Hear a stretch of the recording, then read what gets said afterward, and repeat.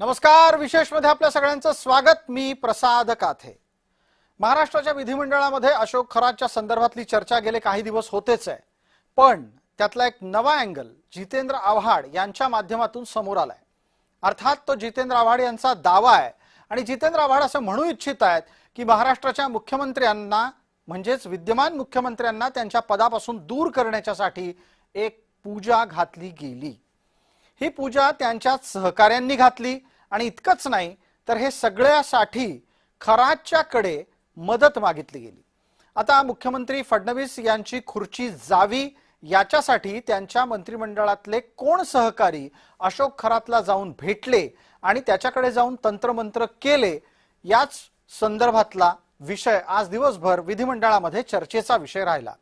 मुळात अशोक खरातकडे जाऊन मुख्यमंत्र्यांच्या खुर्चीला सुरुंग लावण्याचा प्रयत्न पक्षांतर्गत कोणी करतंय हा विषय जितेंद्र आव्हाड यांनी सुरू करून दिलेला आहे. महाराष्ट्राच्या मुख्यमंत्र्यांच्याकडे आत्ताच्या घडीला 137 आमदारांचं स्वपक्षीय पाठबळ आहे असं असताना आणि त्याच्याच जोडीला सोबतीला एकनाथ शिंदेंचे आमदार तसंच आता सुनेत्रा पवारांचे आमदारही सोबत असताना 237 आमदार सोबत असलेल्या व्यक्तीच्या पायाखालची जमीन आणि खुर्ची खेचून घेण्याचा प्रयत्न तंत्रमंत्राच्या माध्यमातून होऊ शकतो हे आव्हाड सुचवू पाहत आहेत. हे सगळं घडलं असा त्यांचा दावा आहे. याच्या संदर्भात भारतीय जनता पार्टीकडून अद्याप कुठलं उत्तर आलेलं नाही, पण आव्हाड जे काही सांगू पाहतायत ते एकदा त्यांच्याच तोंडून ऐकून पाहू. देवेंद्र फडणवीस यांच्या खुर्चीबद्दल बोललोय की त्यांच्या खुर्चीला सुरुंग लावण्याचा प्रयत्न त्यांच्याच बाजूत. मी एकनाथ शिंदेबद्दल बोलत नाहीये, म्हणजे बाजूला म्हटल्यावर त्यांच्यावर यायचं, पण त्यांचं नाव ह्याच्यात नाही तरी त्यांच्या मंत्रिमंडळातले काही सहकारी काही आमदार हे तिथे जाऊन पूजेसाठी रांग लावून बसले होते की देवेंद्र फडणवीसांच्या खुर्चीला कसा सुरुंग लागेल. आणि मी पुराव्यासकट, आणि त्यांना सगळं माहिती आहे. ज्या अर्थी या चौकशीत ते इतके घुसलेत त्या अर्थी त्यांना संशय होता, त्यांच्याकडे पूर्ण माहिती आहे, पण जे काही घडतंय ते महाराष्ट्रात चांगलं नाही एवढंच मी या ठिकाणी सांगतो.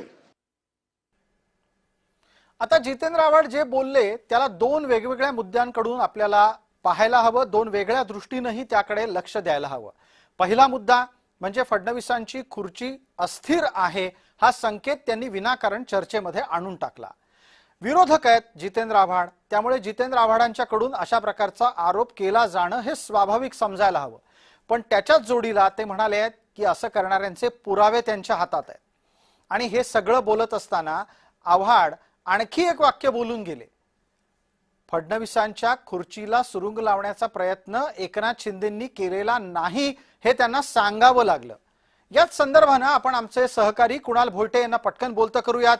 कुणाल भोयटे, आपण विधिमंडळामध्ये गेले काही दिवस सातत्यानं अशोक खरात प्रकरणातली चर्चा ऐकताय. आज जे हे नवीन वळण आलेलं आहे ते वळण आलं आहे की आणलं आहे? जितेंद्र आव्हाड यांना सुचवायचं जे आहे ते खरंच घडलेलं असू शकतं का?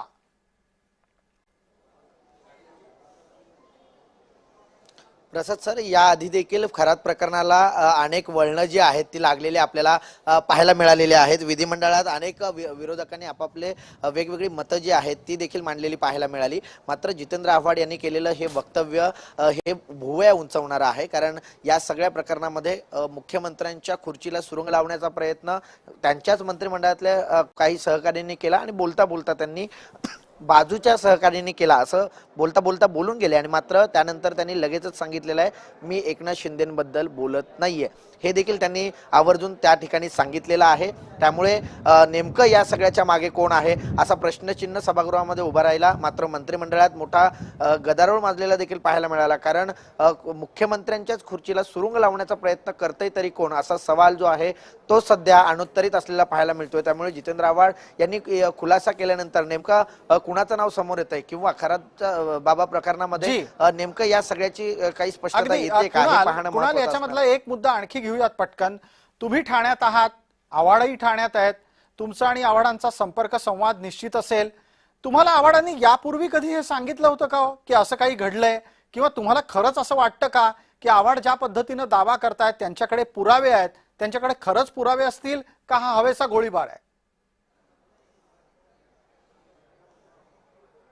याआधी देखील जितेंद्र आव्हाड यांनी माध्यमांसमोर येऊन सांगितलेलं आहे की मी देखील त्या ठिकाणी जात होतो, मात्र मला मंत्रालयातून फोन आला आणि मी माझी गाडी वळून पुन्हा मुंबईकडे आलो आणि नशिबाने मी त्या ठिकाणी पोहोचलेलो नाहीये। त्यामुळे या प्रकरणामध्ये अशा प्रकारे बाबा आहे हे त्यांना माहिती असावं आणि म्हणून ते त्या ठिकाणी जात असावेत आणि या सगळ्या प्रकरणामधला काहीतरी महत्त्वाच्या बाबी ज्या आहेत त्या जितेंद्र आव्हाड यांच्या हातामध्ये लागलेल्या असाव्यात, कारण ते सुद्धा नाशिकचेच आहेत।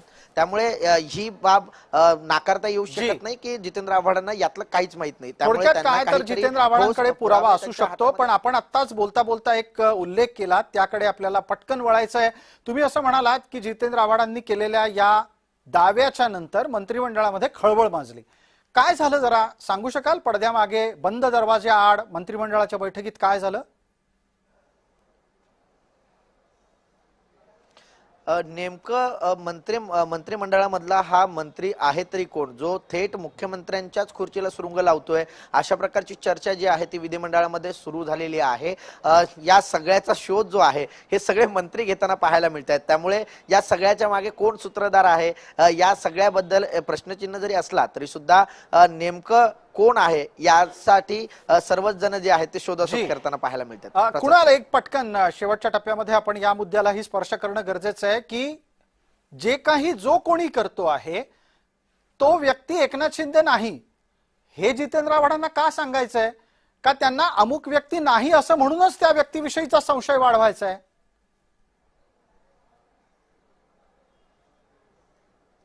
प्रसाद सर, मी मगाशी उल्लेख केल्याप्रमाणे जितेंद्र आव्हाड हे बोलता बोलता असं म्हणालेले आहेत की त्यांच्या बाजूचे, आता मुख्यमंत्र्यांच्या बाजूला नेहमीच उपमुख्यमंत्री बसत असतात आणि उपमुख्यमंत्री एकनाथ शिंदे हे देवेंद्र फडणवीस यांच्या लगतच्याच बाकावर बसलेले असतात। त्यामुळे लगतचेच म्हटल्यानंतर सगळ्यांचा संशय एकनाथ शिंदेंवर येऊ नये म्हणून जितेंद्र आव्हाडांनी पुन्हा स्पष्टीकरण दिलं की मी एकनाथ शिंदेंबद्दल बोलत नाहीये। त्यामुळे हा बोलता बोलता एक औत्सुक्याने आलेला हा मुद्दा असू शकतो। अगदी कुणाल, आता या निमित्तानं तुम्ही त्यांच्या संपर्कात राहाल, अधिक माहिती काढाल आणि आपल्याला कळेलच, महाराष्ट्रालाही कळेल आव्हाडांनी पिल्लू सोडलंय का खरंच त्यांच्याकडे पुरावे आहेत। धन्यवाद या माहितीसाठी। याच दरम्यान जितेंद्र आव्हाडांच्याकडून एक आणखी वक्तव्य झालंय आणि ते वक्तव्य आहे की म्हणे अशोक खरातनी पहिली हत्या पत्रकाराची केली। हा विषय अत्यंत गंभीर यासाठी बनला कारण जितेंद्र आव्हाड यांनी हे वक्तव्य इतरत्र कुठे नाही तर थेट विधानसभेमध्ये केलेलं आहे। त्यांचा दावा असा आहे की पत्रकार असलेल्या बाळू तुपे नामक एका व्यक्तीची हत्या खरातकडून करण्यात आली। एकदा आधी आपण पटकन आव्हाड काय म्हणालेत ते ऐकूया।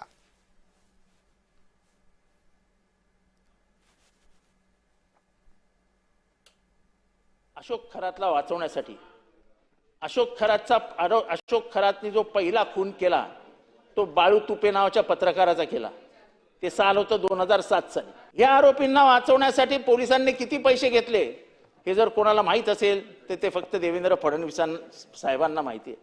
आणि अशोक खरातला वाचवण्यासाठी मोठे मोठे पोलीस ऑफिसर 2-2 कोटी रुपये घेणार असतील। शिवेंद्रराजे शिवरायांचा महाराष्ट्र आहे, तुम्ही बोलायला पाहिजे, तुम्ही त्या राजेंचे वंशज आहात। नाही ना, पोलीस आहेत ना 2 कोटी रुपये घेतलेले, त्यांचं काय करायचं? ज्यांनी जमिनी दिल्या त्यांचं काय करायचं? ज्यांच्या नावावर जमिनी आहेत त्यांचं काय करायचं? ट्रस्ट मध्ये आहेत त्यांचं काय करायचं? ते सहआरोपी आहेत ना, त्यांना काय माहित नव्हतं काय चालू आहे? एकीकडे आव्हाड हे बोलते झाले आणि दुसऱ्याच बाजूला लगेचच या संदर्भातल्या आरोपीच्या नातेवाईकाची प्रतिक्रिया आली। सनी रोकडे असं या आरोपीच्या नातेवाईकाचं नाव आहे। त्यांनी आव्हाडांचे सगळे आरोप फेटाळले आहेत आणि इतकंच नाही तर पत्रकाराच्या हत्या प्रकरणात जे कोणी आरोपी होते ते आता निर्दोष सुटलेत याची आठवण त्यांनी आव्हाडांना करून दिली आहे। आव्हाड साहेबांनी जे खोटे नाटक आरोप केले त्यांनी सांगितलं कोण आता तो खरात, त्या खरातचा आणि अमोलांचा काय संबंध? सामान्य कुटुंबातले हे रिक्षा चालक मुलं होते आणि मी त्या मुलांचा चुलता आहे। तर आव्हाड साहेबांना माझी एक विनंती आहे की असे खोटे नाटे या दलित मुलांवर असे आरोप करू नका। दलित समाजातील गरीब कष्टकरी मुलं आहे। हा विषय इथेच संपत नाहीये।